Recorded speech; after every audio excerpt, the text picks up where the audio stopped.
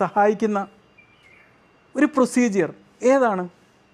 Angiography, പിന്നെ angiogram അല്ലെങ്കിൽ PCI എന്നാണ്.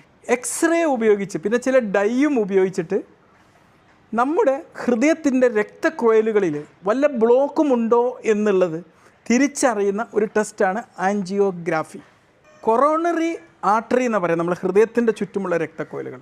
ഈ കൊറോണറി ആർട്ടറിയിലെ ബ്ലോക്കേജുകൾ കണ്ടെത്താൻ വേണ്ടിയിട്ട് ഈ ടെസ്റ്റ് ചെയ്യുമ്പോൾ ഇതിനെന്ത് പറയും? കൊറോണറി ആൻജിയോഗ്രാഫി എന്ന് പറയും.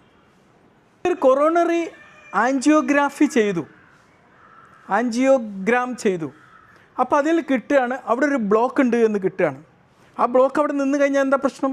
പലർക്കും, ചിലർക്ക് 70% 80%, 30%. ഈ ബ്ലോക്ക് അവിടെ നിന്ന് കഴിഞ്ഞാൽ അതിലൂടെ ഒഴുകുന്ന രക്തത്തിന് കറക്റ്റായിട്ട് നമ്മുടെ ഹൃദയത്തിലേക്ക് ചെല്ലാൻ പറ്റില്ല. അപ്പോൾ അവിടെ ഒരു ബ്ലോക്കേജ് ഉണ്ടാവും. ഈ ബ്ലോക്കേജ് അവിടെ നിർത്തി കഴിഞ്ഞാൽ അപകടം ഉണ്ടാവും. എപ്പം വേണമെങ്കിൽ